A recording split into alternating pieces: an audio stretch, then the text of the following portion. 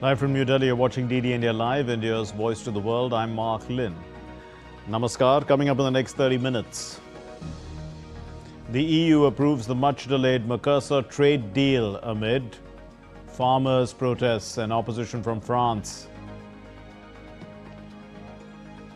Iran's Supreme Leader Khamenei remains defiant as mass protests rock Iran. Trump warns of severe US response. India's External Affairs spokesperson rejects the US Commerce Secretary's remarks on trade talks. He says that India and the US are working on a balanced trade deal.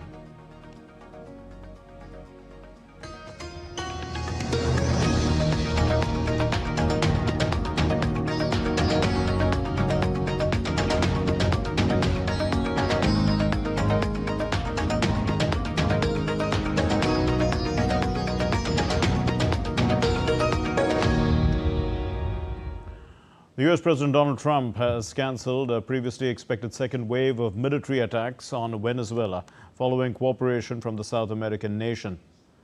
Trump said that the US and Venezuela were working well together, adding that at least $100 billion would be invested by the big oil companies in Venezuela. He said, however, that all oil tankers in Venezuela will stay in place for safety and security purposes. The US president also said that Venezuela was releasing a large number of political prisoners as a sign of seeking peace. And Donald Trump on Thursday also said that it's up to China or the Chinese President Xi Jinping to decide what China does on Taiwan. But he warned that he would be very unhappy with any change in the status quo. Trump's remarks came during an exchange about what lessons Xi Jinping might draw from his military operation in Venezuela. President Trump also said that he did not view the situations as analogous because what Taiwan did not impose, in fact, Taiwan does not pose any threat to China, and that the government of Nicolas Maduro did pose a threat to the United States. Iran's Supreme Leader Ayatollah Ali Khamenei insisted that the Islamic Republic would not back down in the face of protests. The country saw the biggest rallies yet in almost 2 weeks. This movement sparked by anger over the rising cost of living. But Khamenei, he struck a defiant tone, and this was his first comment on the protests that have been escalating since January 3. He called the demonstrators vandals and saboteurs in the speech which was broadcast on state television. The demonstrations, they are representing one of the biggest challenges yet to the Islamic Republic in its over 4.5 decades of existence, with protesters openly calling for an end to the theocratic rule. So at least 6 flights between Dubai and the Iranian cities, which were scheduled for Friday, were cancelled. The Dubai airport had said on its website. And the US President Donald Trump has meanwhile threatened to take severe action against Iran if its authorities start killing people, quote unquote.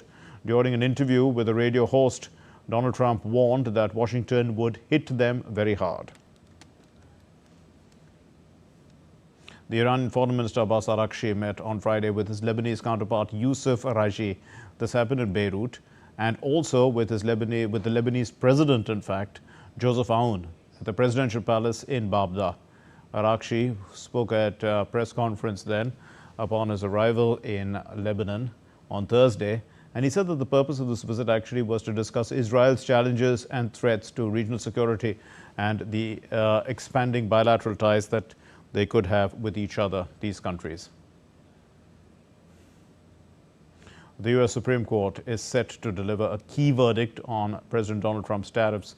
The court is examining whether the Trump administration had the authority to impose tariffs under the International Emergency Economic Powers Act. Now, another major issue is whether the US government must refund importers who have already paid these duties. And if the court finds the action unlawful, then the court has several options before them. So the court also could limit, in fact, the use of emergency powers under the Act and order only partial repayment of tariffs. However, if the White House loses this case, then the Trump administration also still has some legal options available. They could impose tariffs without, in fact, relying on the emergency powers. But the decision could have wide implications on the U.S.'s trade policy and also on the fiscal situation of the country. In another update, the Russian Foreign Ministry, what they've said is that the United States had released 2 Russian crew members from a Russian-flagged oil tanker that Washington had seized earlier this week. The American authorities said that the tanker was part of a shadow fleet used to transport oil from countries like Venezuela, Russia and Iran, bypassing U.S. sanctions.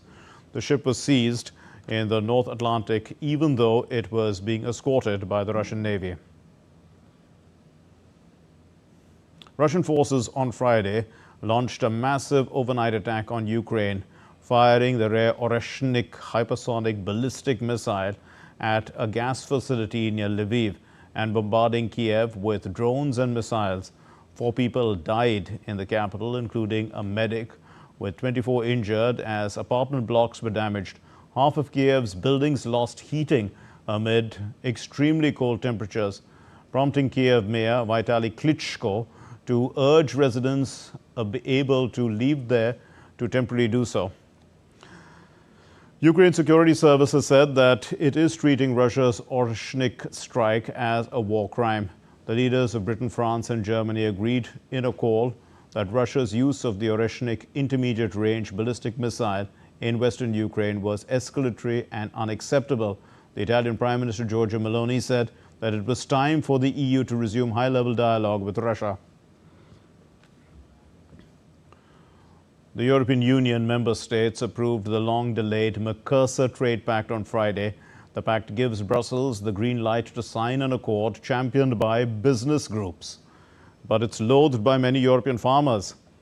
A majority of the European Union's 27 states, they voted in favor of this pact at an ambassadors' meeting in Brussels, despite opposition from France, Ireland and some other countries which were concerned about its impact on the agricultural sector. Now, this pact, what does it do? It creates a massive free trade zone for over 700 million people after 25 years of negotiations, mind you. And the deal eliminates tariffs on over 90% of goods, saving EU businesses €4 billion yearly and boosting exports amid global challenges. Supporters, including Germany, Spain and now Italy, also emphasize industrial benefits. But France and the President Macron, he's vowed opposition. He's called it outdated.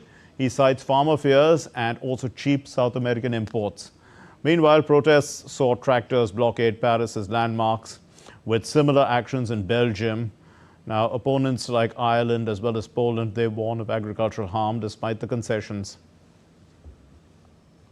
Farmers in Poland also staged protests in the capital Warsaw against this EU trade deal with the South American bloc Mercosur.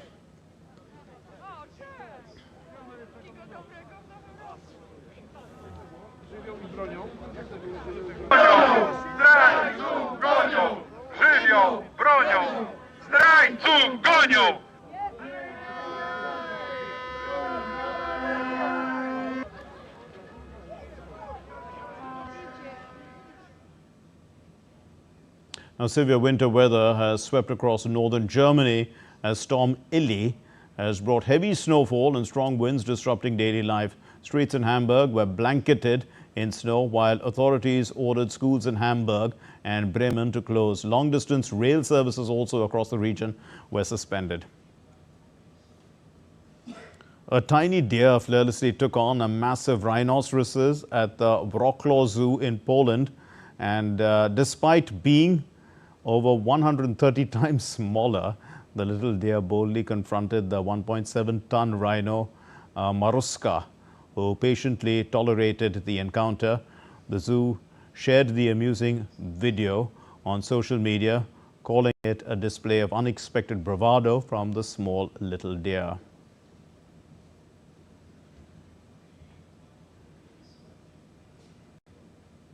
Catholics in Jordan gathered on Friday in the Jordan Valley. This is for an annual pilgrimage to mark the baptism of Jesus Christ. Father Rifat Bader said that this was the 26th celebration at the holy site. For centuries, thousands of pilgrims have visited the Jordan River banks for the sacred tradition. Still to come here on DD India Live. The Army Chief General Upendra Dwivedi concluded a UAE-Sri Lanka visit, and this is to bolster defence cooperation. Strong winds sweep across France as storm Goretti it batters northern Europe.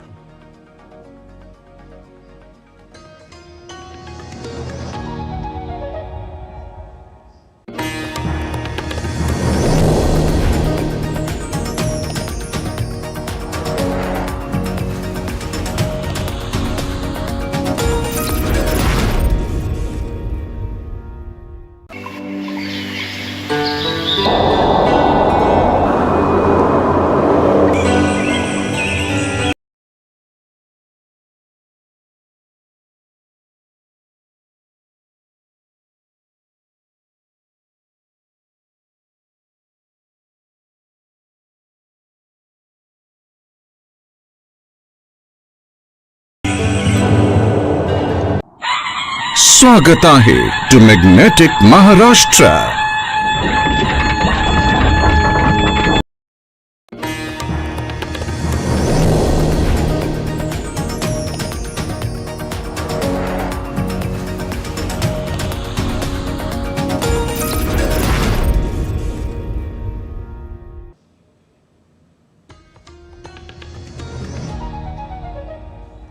You're watching DD India Live. I'm Mark Lynn. Now, in a weekly press briefing by India's Ministry of External Affairs spokesperson Randeep Jaiswal, he addressed the media and he referred to the US Commerce Secretary's remarks. He said that since the 3rd of February last year, in fact, India and the United States have held multiple rounds of negotiation. They've been close to a deal. He highlighted that the characterization of these discussions in the reported remarks of the Commerce Secretary are not accurate. We have seen the remarks. India and the United States were committed to negotiating a bilateral trade agreement with the US as far back as 13th of February last year, that is. Since then, two sides have held multiple rounds of negotiations to arrive at a balanced and mutually beneficial trade agreement. On several occasions, we have been close to a deal. The characterization of these discussions in the reported remarks is not accurate. We remain interested in a mutually beneficial trade deal between two complementary economies and look forward to concluding it. Incidentally, Prime Minister and President Trump have also spoken on phone on 8 occasions during 2025, covering different aspects of our wide-ranging partnership. Well, speaking on incidents of rising Chinese aggression in the region, the MEA spokesperson said that India has never recognized the so-called China-Pakistan boundary agreement of 1963, and he asserted that the Shaksgam Valley is Indian territory. Shaksgam Valley is Indian territory. We have never recognized the so-called China-Pakistan boundary agreement that happened in 1963. We have consistently maintained that the agreement is illegal and invalid. We do not recognize the so-called China-Pakistan economic corridor either, which passes through Indian territory that is under forcible and illegal occupation of Pakistan. The entire Union territories of Jammu and Kashmir and Ladakh are an integral and inalienable part of India. This has been clearly conveyed to Pakistani and the Chinese authorities several times. We have consistently protested with the Chinese side against attempts to alter the ground reality in Shaksgam Valley. We further reserve the right to take necessary measures to safeguard our interests. On Chinese military exercises near Taiwan, the MEA spokesperson said that India closely follows developments across the Indo-Pacific region and urges all concerned parties to exercise restraint. India closely follows developments across the Indo-Pacific region. We have an abiding interest in peace and stability in the region in view of our significant trade, economic, people-to-people, and maritime interest. We urge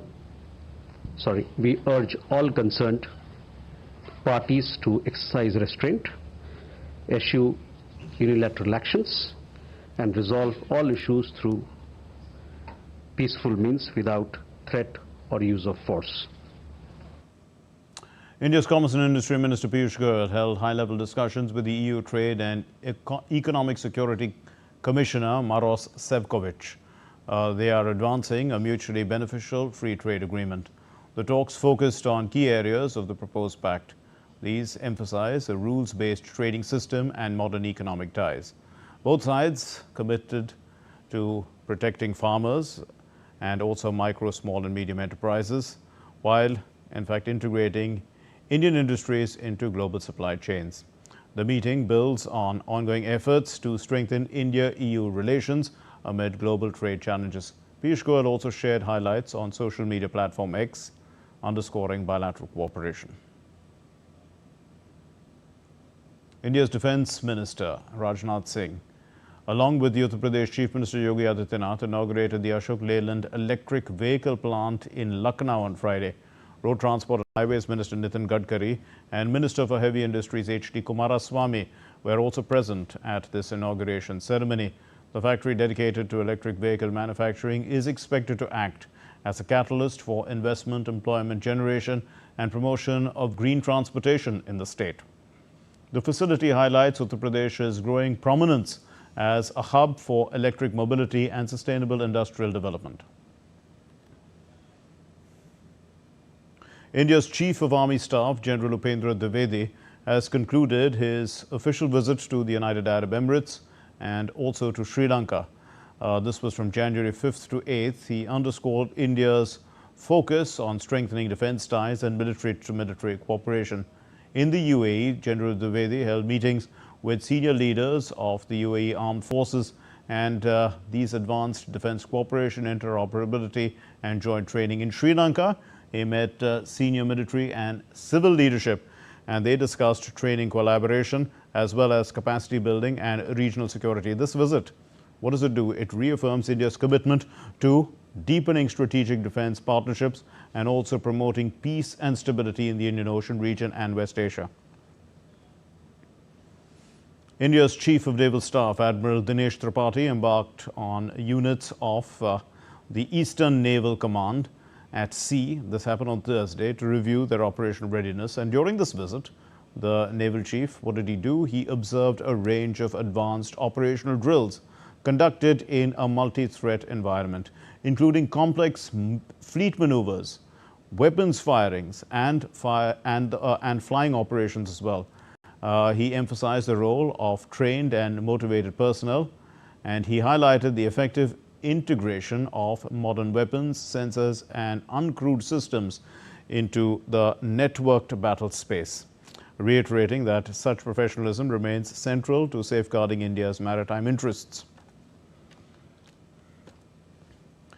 The Union Minister of Information and Broadcasting, Ashwini Vaishnav, along with the Minister of State, L. Murugan, on Friday launched Creators Corner on DD News. It's a special program dedicated to content creators. The inaugural ceremony featured a welcome address by the Prasar Bharati Chief Executive Officer and also remarks by the Ministry of Information Broadcasting Secretary Sanjay Jaju. Inspired by Prime Minister Narendra Modi's vision to encourage the content creators economy, the show provides a national platform for creators from diverse regions and topics. The initiative aims to promote the digital economy by encouraging the creation of quality content and also expanding its reach through a partnership between Prasar Bharati and individual content creators. Creators Corner will feature content on a wide range of themes, including news and current affairs, culture, travel, cuisine, art and literature, music and dance, health and wellness, education, science and technology, inspiring stories, environment and sustainable development, and entertainment. It will air from Monday to Friday at 7 p.m. Indian Standard Time with repeats. Officials present at this event praised the initiative for bridging creators and public broadcasting. मंत्री जी हर sector में reforms के लिए हमको inspire करते हैं। उसी कड़ी में आज क्रिएटर्स कॉर्नर लॉन्च हुआ है। ये नई शुरुआत के लिए दूरदर्शन को, प्रसार भारती को, INB मिनिस्ट्री को और सभी क्रिएटर साथियों को अभिनंदन। हम लोगों का करीब टारगेट है क्रिएटर इकोनॉमी में 1 करोड़ नौजवान जुड़े। 1 crore youth will be connected through creators economy. एक तरीके से ये नया एम्प्लॉयमेंट की अपॉर्चुनिटी बनेगी। Severe winter conditions under the Chilai-Kalan period. They continue to affect normal life in the Kashmir Valley. In fact, in Shopian district, sub-zero temperatures have led to the freezing of water pipelines, disrupting supply and causing severe hardship to residents. With Chilai-Kalan, the 40-day period of the harshest winter in Kashmir Valley currently underway, sub-zero temperatures in Shopian district have frozen water pipelines, disrupting supply. Residents are resorting to temporary measures like pouring boiling water on pipes or burning hay over them to restore the water flow. Locals say they are facing severe difficulties and are being forced to travel long distances to fetch water. There is no water, it's extremely cold, and there is no electricity either. There's nothing. We have to bring water from far away places, which takes a full day. It takes a lot of time. There's no water at all. None of the taps are working at all. Amid the freezing winter, residents have appealed to authorities for urgent intervention to restore water supply and provide relief. Well, strong winds swept across France on Friday as storm Goretti battered northern Europe, knocking out power to hundreds of thousands of homes. Power distributor Enedis said around 380,000 households were left without electricity, with the worst impact felt in Normandy and Brittany. The storm also caused widespread disruption on the ground. Fallen trees blocked roads in Audeville, while fierce winds lashed the Gori lighthouse in La Hague. Authorities in the Manche district, or the department there, they moved swiftly, in fact, to clear the debris and to restore normalcy as the conditions gradually eased. Some sports news now. Curtains came down on an enthralling Ashes showdown, with Australia emerging triumphant after a grueling test series. So Australia, in fact, finished the series with a dominant 4-1 victory, and that sent the retiring Usman Khawaja out on a high. But the Aussies had won the first 3 tests and secured the series earlier itself. The honours and they ensure that they retain the Ashes earn until they have their next tour in 2027, which is England. So the records were broken as well as history was made, and this report gives us a roundup. Australia survived Day 5 drama to seal a dominant 4-1 Ashes victory over England with a 5-wicket triumph at the SCG, sending retiring Usman Khawaja out on a perfect note. Playing his 88th in the final test, Khawaja received a standing ovation and guard of honour before departing for 6, bowing on the turf besides a thanks Uzi sign. England's campaign was riddled with errors, dropping chances, wasted new balls and reckless batting. Their much-touted Baz ball fizzled early, replaced by Trav ball, as Travis's head boundaries broke English spirits. Australia's chase of 160 wasn't flawless, with Marnus Labuschagne run out in a mix-up, but Cameron Green and Alex Carey steered the hosts home before a record SCG crowd for over 200,000. The lone bright spot for England was 22-year-old Jacob Bethel, who struck a sparkling 154, though Mitchell Starc's 31-wicket underlined Australia's dominance. Every Australian stood tall at key moments, with Mitchell Starc and Scott Boland praised for their consistency. There is nothing to take away from the player of the tournament, Mitchell Starc. Not in his prime, but his bowling is aging like fine wine. Starc took 31 wickets in the Ashes edition, the highest by any bowler across both teams. He also registered 2 5-wicket hauls with a best of 7 for 58 in an innings.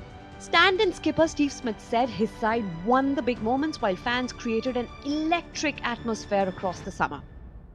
We won those big moments throughout the series.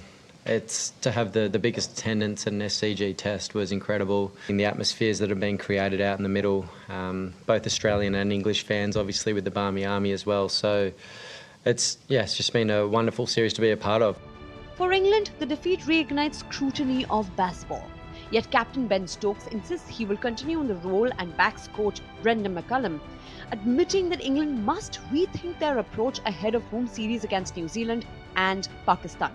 I do expect him to be, but that's, again, it's not my decision. I'm sure if something ever comes to it, I'll be asked my opinion, and he'll be getting my full support and backing. I absolutely love working with Baz. He's a great man, and he's a very, very, very good coach. No wonder Australia celebrate a commanding 4-1 Ashes triumph. Their dominance unquestioned. England battered but unbowed, promised to regroup. The rivalry, as ever, is far from finished. Sports Desk, DD India. Well, that's all we have in this edition of DD India Live. Let's know your thoughts on the news of the day. For those of you on the go, get the latest news and updates from India and across the world on the DD India mobile app. Available on both Android and iOS platforms. You can scan the QR code and download it now.